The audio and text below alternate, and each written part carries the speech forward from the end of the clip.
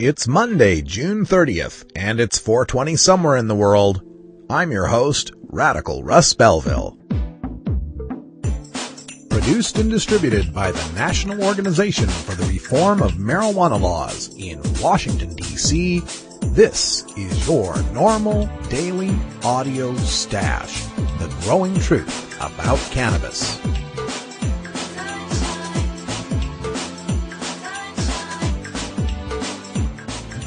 Welcome to the most popular podcast regarding marijuana in all of America and all the world, featuring interviews with scientists, politicians, doctors, prohibition policy activists, regular cannabis consumers, musicians, and NORML staff and NORML's board of directors, along with music and comedy no other podcast can offer.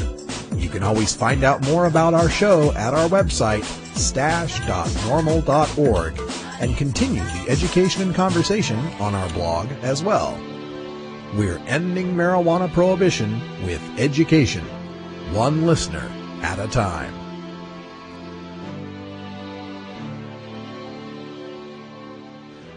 The podcasting and blogging technology for the NORML Daily Audio Stash is provided by Red Aphid Interactive Media. For your professional web design needs, visit redaphid.com. Welcome back to the Daily Audio Stash. Glad to have you along today. We've got some great interviews, music, and news headlines for you to check out today. We're going to start by speaking with Jed Reif, who's the director of a new documentary called Waiting to Inhale that chronicles the rise of medical marijuana from the beginning of California's Prop 215. So stay tuned for that. Also, we're speaking with Loretta Nall from Alabama, who's going to tell us about a story that's not getting a lot of coverage, the story of a prominent judge's son who's busted on multiple felony drug counts and the special treatment he is receiving. So stay tuned for that. Also, we've got a stupid stoner story for you and some music in our musical break for this Blues Monday featuring Corey Harris and a song called the 5-0 Blues. Also, don't forget that ending adult marijuana prohibition starts with you. You need to get politically active. Get on the phone and call your Congress at 202-224-3121 and let them know how you feel about this drug war and ending adult marijuana prohibition. All right, everybody, sit back and relax with your favorite strain and enjoy your NORML Daily Audio Stash.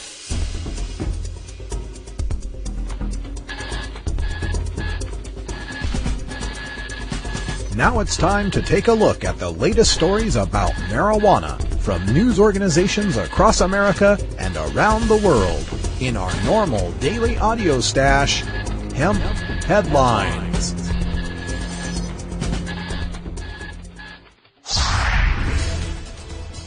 Alabama judge's son gets special treatment for felony drug bust. This reporting courtesy of Loretta Nall with Alabamians for Compassionate Care. You can follow more about this story at her blog, nallforgovernor.blogspot.com. On March 3, 2008, John Alexander Rochester, son of 40th Circuit Court Judge John Rochester, was arrested at the Ashland City Park in Ashland, Alabama for possession of meth, first-degree possession of marijuana, trafficking cocaine, possession of paraphernalia, distribution of a controlled substance, and possession of a controlled substance. Judge Rochester is legendary for harshly sentencing drug offenders who are unfortunate enough to find themselves in his courtroom. And Judge Rochester always drug tests defendants before the trial. He lines them up like cattle and demands their bodily fluids in hopes of bypassing that pesky thing known as a trial by jury. Judge Rochester doesn't believe in drug treatment before prison. In fact, one of his favorite sayings is, "There's a SAP program in prison," whenever a lawyer asks that their client be allowed to attend treatment. SAP stands for Substance Abuse Program. His son, John Alexander Rochester, spent 20 days in the Ashland jail and was then bonded out by his mother for a total of $20,000 and whisked away to treatment in Mississippi to await the next convening of the grand jury in Clay County. The judge who set the bonds is Judge George C. Simpson, the district court judge in Clay County, which means he is subordinate to Judge Rochester and good friends with him to boot. In at least 2 cases, John Alexander Rochester's bond was half or less than what other people charged with the same crime had to pay. Additionally, John Alexander Rochester should have enhancements added to his sentence because he was selling drugs at the city park. The only catch is that the prosecutor has to ask that these additional penalties be imposed. And the reason that I have to post edited portions of an email sent to me by Loretta, rather than linking and pasting from an Alabama media story on John Alexander Rochester, is because the media in Alabama have all but been silent on the story of a prominent judge's son being busted near children in a park on multiple felony charges involving trafficking and 3 different drugs. HBO documentary, Ganja Queen. Tonight is the premiere of the HBO documentary films presentation of Ganja Queen. The movie tells the story of Chappelle Corby, who I've detailed before on The Stash. Corby was landing in Bali on a flight from Australia when airport officials discovered 9 pounds of marijuana in her bags. Corby claims the marijuana was not in her bag when she left Australia. The defense claims she was the victim of an airport smuggling ring that used unsuspecting passengers' bags. A smuggler working in baggage at the Australian airport would put the marijuana in the bag, and a smuggler working in baggage in Bali would offload the marijuana from the bag.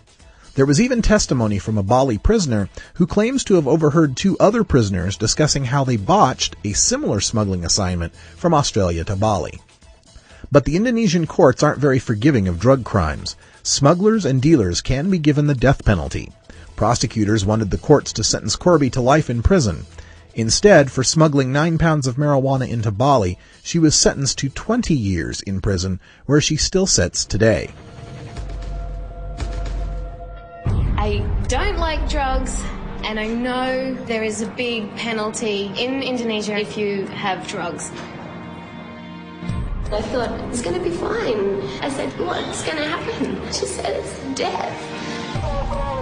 People believe that she's innocent, and people think this could have happened to my daughter. Try and find evidence. No one seems to be trying to find who put the bloody stuff in the bag. Chappelle Corby's father has admitted he was caught with drugs at a similar age that, like her, says the cannabis wasn't mine. I was thinking to myself, can she possibly be that good of an actor? Just for comparison's sake, I thought you'd also like to know that the same month that Indonesian courts were sentencing Chappelle Corby to 240 months in prison for 9 pounds of marijuana, they were also sentencing Muslim cleric Abu Bakar Bashir for his role in the 2002 Bali nightclub bombing blasts that killed 202 people. The Indonesian court upheld his sentence of 30 months. Got that? Conspire to kill hundreds and you get 2.5 years. Smuggle pounds of pot, you get 20 years. Australia to allow New South Wales farmers to grow hemp. New laws will allow New South Wales farmers to grow cannabis crops for industrial use, the state government says.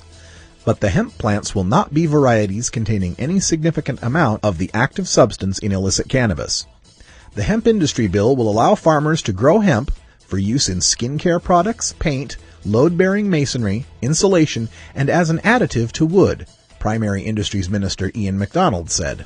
Such production is already permitted in Victoria, Tasmania, Queensland, the Australian Capital Territory, and Western Australia. The New South Wales Department of Primary Industries would work with farmers to make sure crops were only grown under a license by applicants of good repute, Mr. MacDonald said. The licensing system would stop industrial hemp being used as a camouflage for the marijuana variety of hemp, which contains a high concentration of the illicit cannabis drug THC, he said. The legislation would pave the way for a potentially lucrative industrial hemp industry, providing farmers with the additional option of another fast-growing summer crop, Mr. MacDonald said. Yet another sensible government allowing its people to grow non-drug cannabis. Yet another place overseas for our American dollars to flow to fulfill the domestic demand for hemp products that our struggling family farmers aren't allowed to grow. And interestingly, yet another scenario where ignorant politicians don't realize you can't use industrial hemp to camouflage consumer cannabis because the hemp will cross-pollinate the cannabis and ruin its potency, and the cannabis will cross-pollinate the hemp and ruin its fiber potential.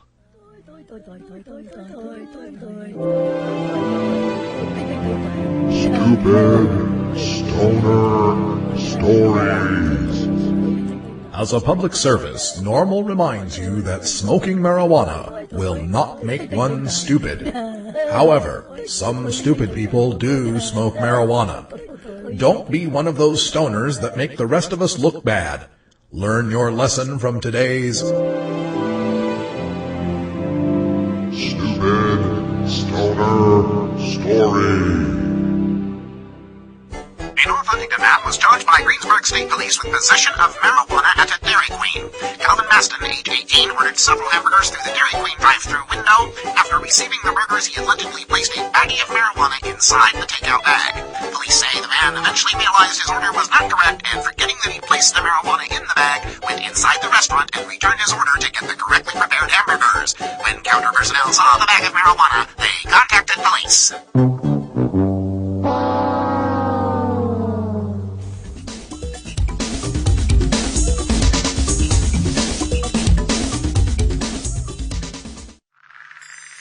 Hello, I'm Paul Stanford from the Hemp and Cannabis Foundation, or THCF. Medical marijuana is legal in 12 states today, and THCF has medical clinics in 6 of those states. Our physicians help qualified patients obtain an authorization for medical marijuana in their state. Patients are eligible for medical marijuana with a history of either severe chronic pain and or nausea, cancer, AIDS or HIV, hepatitis, glaucoma, seizure disorders like epilepsy, chronic muscle spasms as in multiple sclerosis or asthma, neurodegenerative diseases such as Alzheimer's, and gastrointestinal disorders like IBS or Crohn's disease. If you or someone you know has one of these conditions, our doctors will help them obtain a permit for medical marijuana. THCF Medical Clinics has offices in Washington State, Oregon, Colorado, Nevada, Hawaii, and California.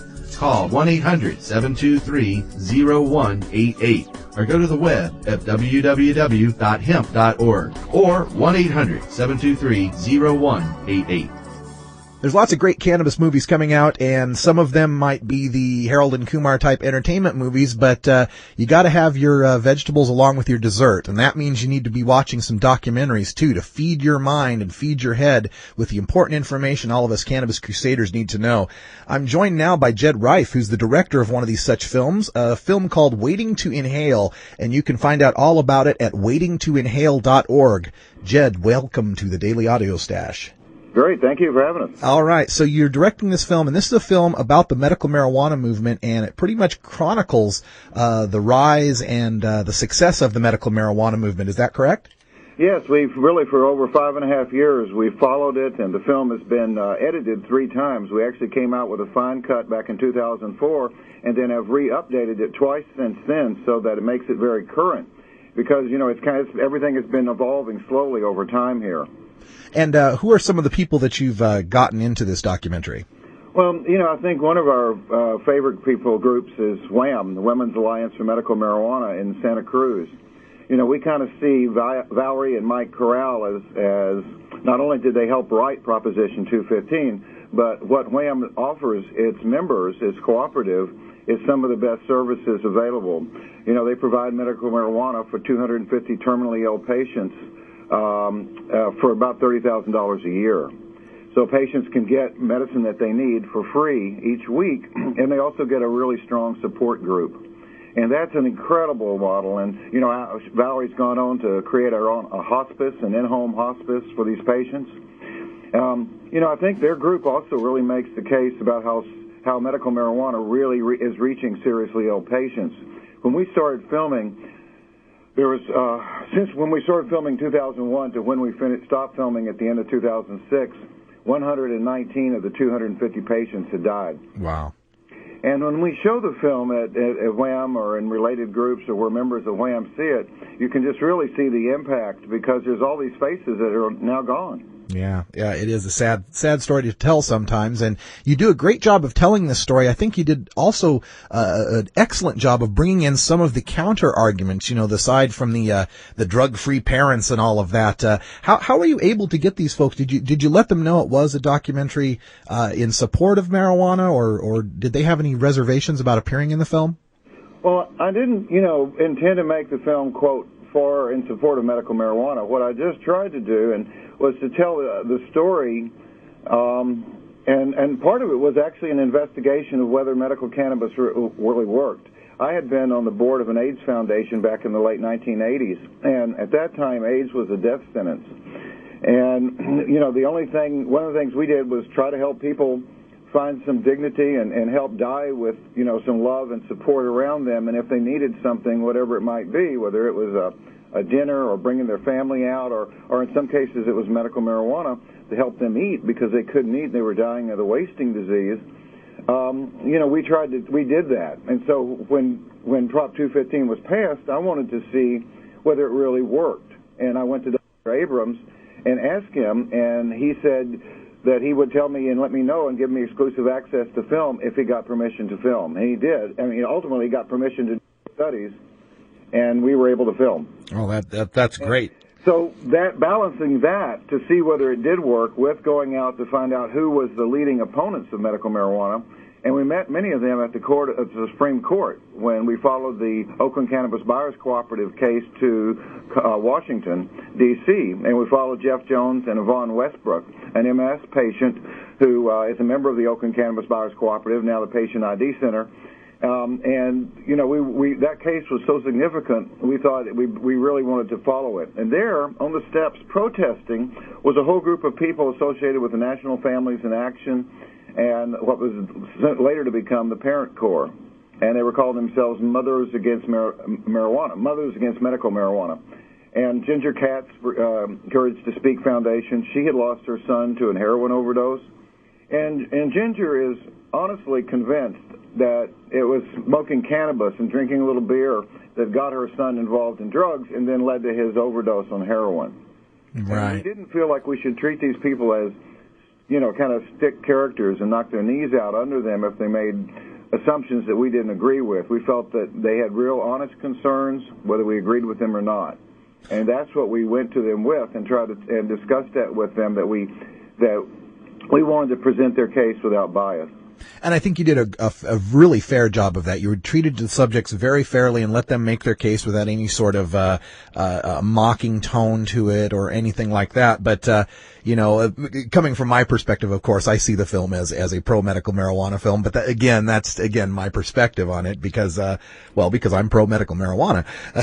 I guess the beauty's in the eye of the beholder sort of situation there. Now, as far as this documentary goes, you've been screening it at a few of the different festivals and such. What has been the reaction from the public to your documentary? Well, we've had an incredible reaction, not only here in the United States and Canada and across the world where it's been shown. We've won film festivals in Spain and been featured in Australia and in Chile. And we've been able to not only play traditional film festivals, but also major international conferences like the International Harm Reduction Conference in Barcelona this year, where Ethan Nadelman of the Drug Policy Alliance and Marcia Rosenbaum represented us at this event and discussed the film with harm reduction specialists from all over the world. We've also had it shown at the International Drug Policy Alliance here in the United States.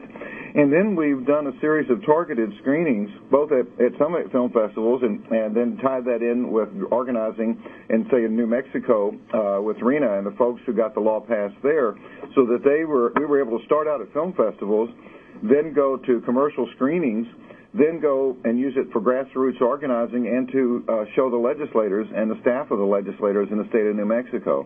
And Rena, who ran that campaign for DPA, said that our film was a very important asset in getting that law passed. If we have Bill Richardson signing it. I was going to say, if we have any activists out there in the audience that are listening, how can they get in touch with you and be able to use this film in their efforts? Well, if they go to waitingtoinhale.org, they can link into and get in contact to my website, and they can also get copies of the film. There's also a screening and discussion guide that's online, a PDF that they can download. But we really feel that we have tried to develop and work closely with like MPP, Americans for Safe Access, NORML organizations, the Drug Policy Alliance, Law Enforcement Against Prohibition, the Students for a Sensible Drug Policy, all these groups to try to target a state. For example, like in Illinois last year, we did 10 screenings in the state of Illinois from September to February. We were funded to do 7 of those screenings, and the others we did with volunteer efforts. But it really we were able to collaborate with the local organizing that was going on in the state to influence legislators but get in there in front of that and target the audience. So with the members in these different communities, such as Canton and Peoria, Bloomington, NORML, Carbondale, Springfield, we're really focusing on reaching grassroots people, local medical professionals, members of the clergy, and patients and the general public. And by doing that, by promoting those screenings and having enough funds to do it right, we were able to get 12 newspaper articles, 5 TV interviews, and 4 radio interviews.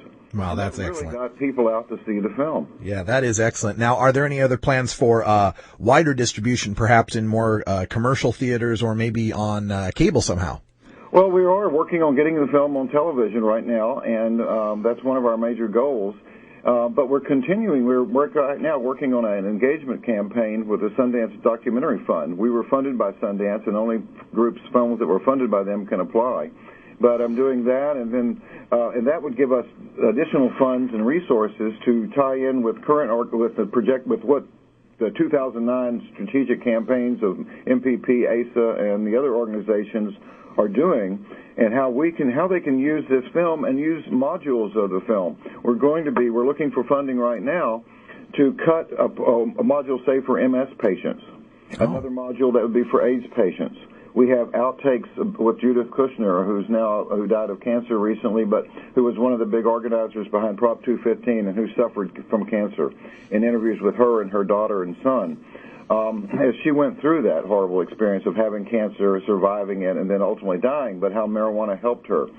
So we see that if we can create these kinds of things that people can also distribute among themselves and share, and we can reach family groups of MS patients and family groups of AIDS patients and AIDS clinical trial units, we think, that's one of the important things is most people have never seen the information that's in this film. It's not shown on any television station in the United States. It's not been widely distributed except for these 54 screenings that we've done across the United States and around the world. And so we feel that if you don't have the information, how can you make informed decisions? Absolutely. And all that people see, is propaganda footage and some footage that was shot back in 1998, 99 after the passage. And it's very stereotypical. And they really need to see real patients getting real relief with real scientific studies that document and back this up, like the ones that GW Pharmaceutical did, is done in Great Britain, and the ones that Dr. Donald Abrams did at UC San Francisco and UC San Diego.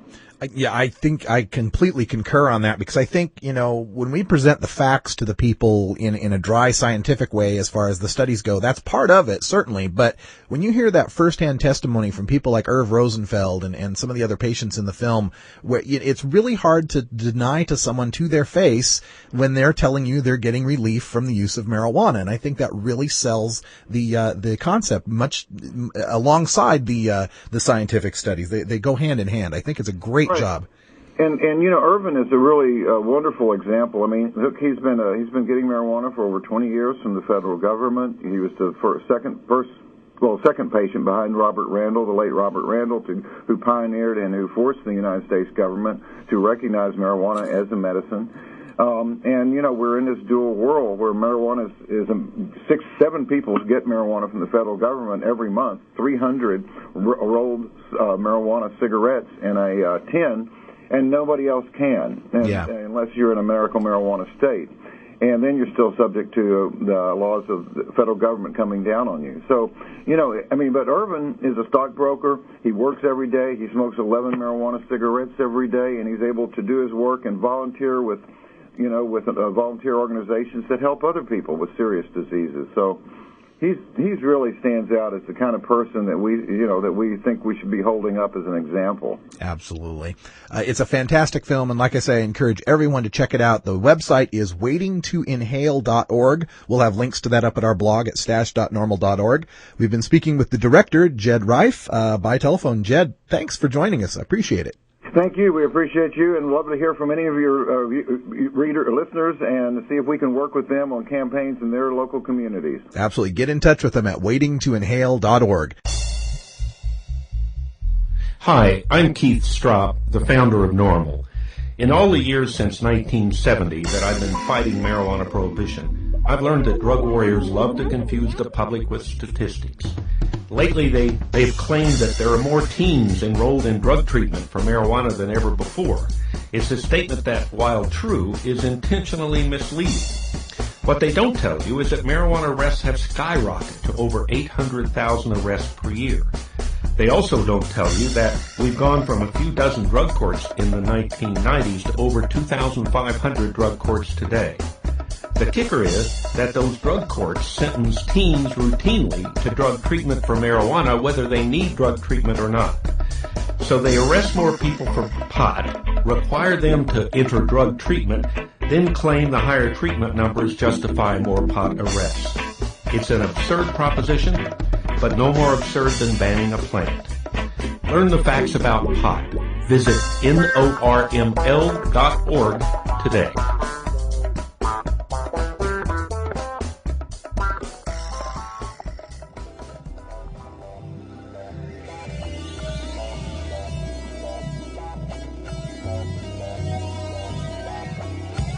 Here at the NORML Daily Audio Stash, we work hard to change our nation's marijuana laws through education and discussion.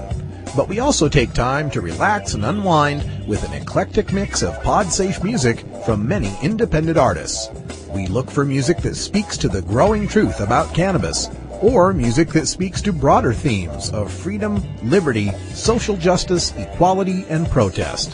To find out more about the artists and download the music you hear on this podcast, just log on to stash.normal.org. And if you'd like to get your music heard by the online cannabis community, just send us an email at stash@normal.org. Time for some more great blues on this Blues Monday. Today we get the track 5-0 Blues by Corey Harris. As cannabis consumers, we're always on the lookout for the police, or the 5-0, which is a slang term that comes from the old Hawaii 5-0 cop show from the 1970s. This tune takes you all the way down to the Mississippi Delta blues sounds of the New Orleans musicians, complete with traditional guitar and authentic Crescent City horn arrangements. You can find out more about Corey Harris and download more of his music at his MySpace page. We've got a link to that up at our blog at stash.normal.org, where you can also find a download link for the MP3 of this tune. It's Corey Harris with 5-0 Blues.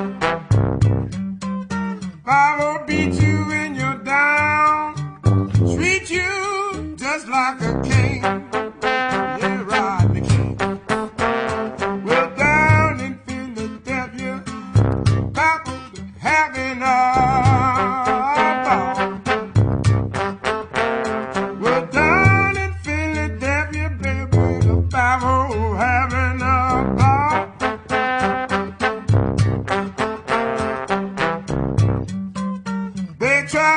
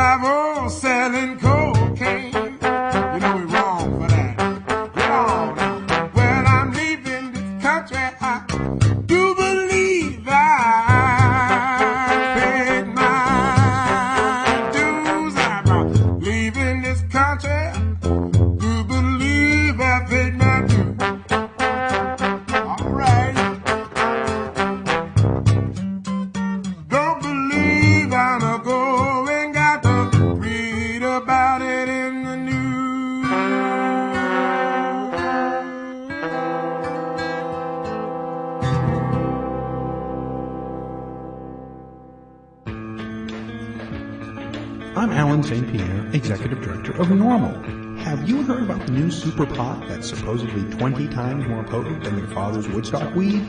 Don't believe the hype. Marijuana's THC potency has always varied, even in the 60s and 70s. And the drug czar's numbers are full of, well, exaggerations. While no intoxicant is harmless, cannabis is non-toxic and far safer than alcohol. No matter how much you smoke, of whatever potency, you cannot die of a marijuana overdose. Potency is irrelevant anyway. More potent pot just means you smoke less of it, meaning less harmful smoke in your lungs. This is a prime example of harm reduction in action. Besides, the government already allows the prescription of THC pills. Its commercial brand name is Marinol, and it's 100% potent. Meanwhile, the federal government won't allow dying people to use natural marijuana, no matter what the potency. Does this make sense to you? Learn the facts about pot. Visit NORML.org today. Well, one of the areas where you have to pay a lot of attention in the drug war here is in the criminal justice system and the exorbitant and incredible fines and sentences that we are often victimized by in this drug war. I'm turning now to the great American South, specifically the great state of Alabama, and we're joined by the Executive Director of Alabamians for Compassionate Care. Loretta Nall is joining us on the telephone. Loretta, welcome back to the Daily Audio Stash. Hey, Russ, thanks for having me back on. I appreciate it. Well, we've got one of these drug war cases that we need to talk about. You brought it to my attention through an email here, and I thought this was quite interesting. A young man who got some pretty serious charges here, trafficking of cocaine, possession of meth, possession of marijuana, pretty serious charges there. And apparently this guy isn't having to deal with the same sort of criminal justice repercussions that most of us would. Why don't you tell our listeners a little bit about this fella, John Alexander Rochester? All right. John Alexander Rochester is from a tiny little town called Ashland, Alabama, which is also incidentally my hometown. He's the son of the circuit court judge there, John E. Rochester, who's an absolute tyrant when it comes to drug offenders. And back in March, the young Rochester, the son, was arrested at the city park in Ashland, where all the little children play on the monster truck and tractor toys and hang upside down from the monkey bars. He was arrested for trafficking cocaine and first-degree possession of marijuana, meth, and distribution, and all the things that you just mentioned. I was really shocked that the Ashland police arrested him, so I have to give them my hats off for that. They did not discriminate when it came to it being the judge's son. He went to jail in Ashland for 20 days. And then he was bonded out by his mother for a total whopping $20,000 for all of these charges. The judge who set his bonds is the district court judge in the 40th Circuit in Clay County, who is subordinate to his father and really good friends with his father. And he set his bonds way, way lower than anyone else's kind of during the same time frame on similar charges. I've got 6 case action summaries from the Rochester case, and then 5 other ones from other people at the same time. And he was allowed to be bonded out and go to Mississippi to a treatment center and await the grand jury convening later on this year. Yeah, what would his conditions here be? Let's say it's not the judge's son; it's just the average I don't know person in Alabama busted under these same sort of circumstances. What would they be looking at for bond here? You'd probably be looking at no bond. I've sat in Judge Rochester's courtroom many times as an observer, as a family member of a defendant. I've got 2 brothers who are, Class A fuck-ups. God love them. They're sweet as they can be, but they just get in a lot of trouble.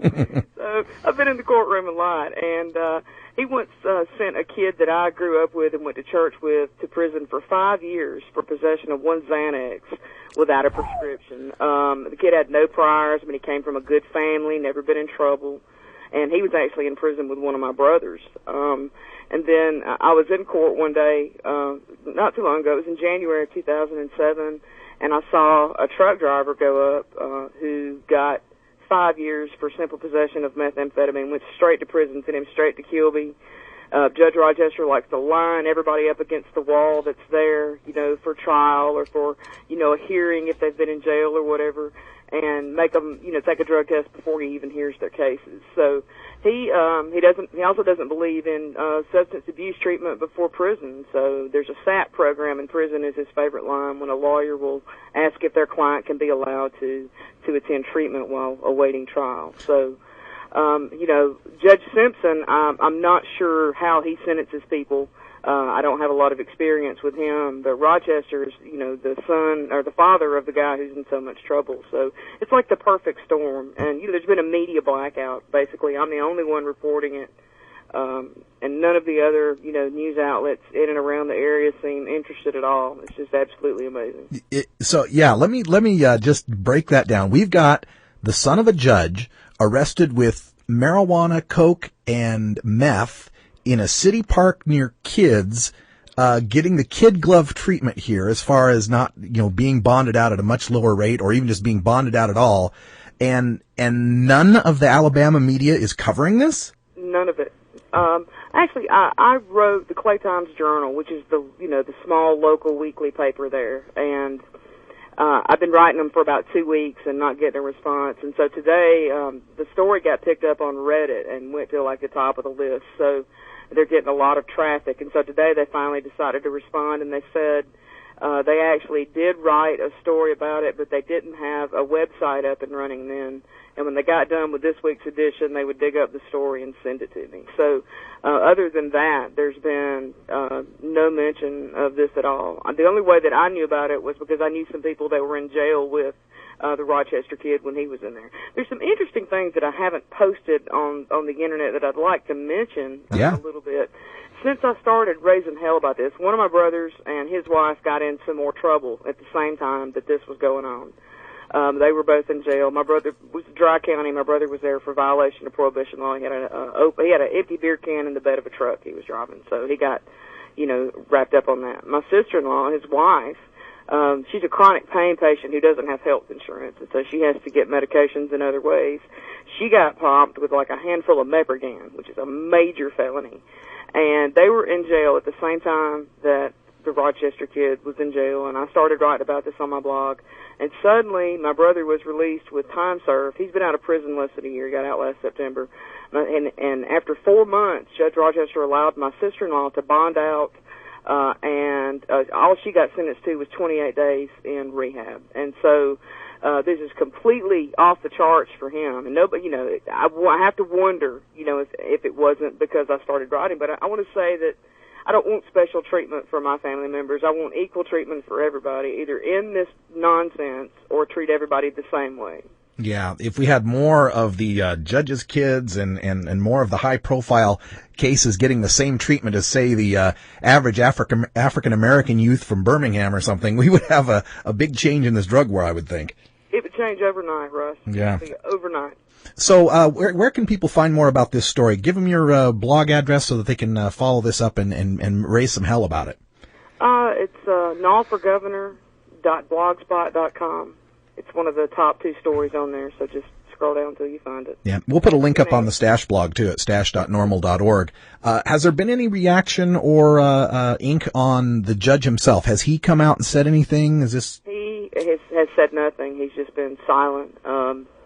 Like I said, there haven't been any interviews. There's been no investigative, journalism, no media to put him in the spotlight and ask him what's going on. So no, I mean, he's been completely, unmolested by the media, unlike the rest of us. When we get, wrapped up, we get our names in the paper. We're on the 5 o'clock news. Yeah. And, your whole hometown knows about you, and so, but they have really, it's like they've thrown up a protective wall around him. It's just really disgusting. Yeah. Now, the charges that he's gotten here, and I want to look at the prosecution side of this. He's charged with possession of methamphetamine, Class C felony, possession of paraphernalia, misdemeanor, distribution of controlled substance, Class B felony, possession of controlled substance, Class C felony, possession of marijuana, Class C felony, trafficking cocaine, Class A felony.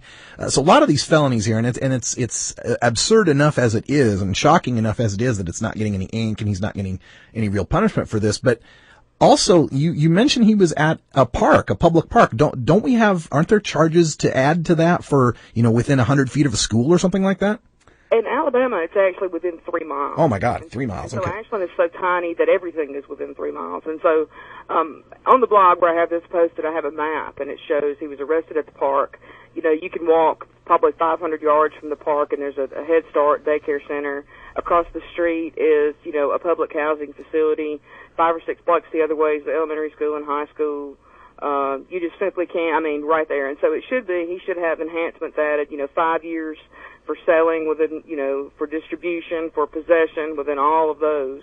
But the trick is the prosecutor has to ask for those to be added. Oh. And the prosecutor in this little small town is also really good friends with the judge. And, you know, I don't believe you can get a prosecutor removed from a case. I don't know. I know that you can a judge. You can ask for him to recuse himself. But I don't know if there's a process for asking that a new prosecutor be appointed because, you know, even if we got it moved out of the county, if you've got the same prosecutor, there's no way he's going to, you know, his intentions aren't going to be as pure as the driven snow to slam the kid like they are with everybody else who gets his paws on. So. Yeah, we definitely need to raise a stink about this. I'm going to encourage all of our listeners out there to write to your media outlets. Let's get ABC News, let's get all the major news outlets on this and maybe make a national story of this to just highlight the disparity in how we treat the well-connected and the rich in the war on drugs versus all the rest of us. Oh, thanks, Russ. I really appreciate it. I hope that people will, you know, jump on and put this out there. Because we, you know, sometimes instead of hating the media, you have to be the media, such as you do there at NORML podcast. And we have to be our own media, and until the media, you know, the mainstream picks up on it. As much as we hate the mainstream sometimes, you know, it's really important to try and engage them, especially when there's something like this going on that's not getting any coverage. The website is nallforgovernor.blogspot.com. That's NALL4FOR governor.blogspot.com. We'll have links at the Stash blog at stash.normal.org. We're speaking with Loretta Nall, who is the executive director of Alabamians for Compassionate Care. Loretta, thanks for informing us and keeping up on this story. Thanks, Russ, for having me on, and, you know, smoke on, normal folks. Thank you for downloading the NORML Daily Audio Stash, the growing truth about cannabis. We are produced by the National Organization for the Reform of Marijuana Laws in Washington, D.C. Our executive producer is Alan St. Pierre. Our deputy director is Paul Armentano. Our webmaster is Brian Judy. And web production is provided by Red Aphid Interactive Media. As always, you can catch up on the latest information about marijuana at www.norml.org. And you can interact and download from our Audio Stash blog at stash.normal.org.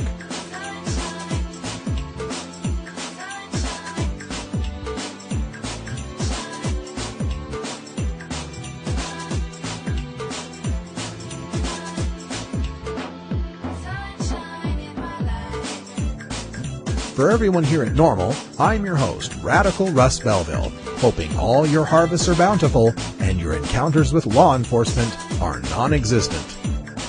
We leave you today with another one of our cannabis quotes, this one from Anne Shulgin, Ph.D., therapist and author.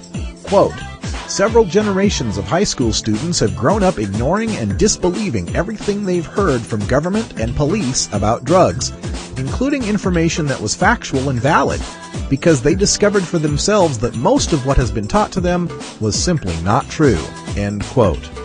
And that may be the worst aspect of this war on marijuana. When we tell people that marijuana is so much more harmful than it really is, it leads them to disbelieve the true harms of the other drugs that they encounter. Let's give our teenagers the factual information about marijuana and tax and regulate it so that we can control the sales and distribution. I'm Radical Russ. Thanks for joining us here at the Daily Audio Stash. Make sure you tune in tomorrow. I've got a special essay on the 35th birthday of the Drug Enforcement Administration. Thanks for joining us, and until next time, take care of each other, tokers.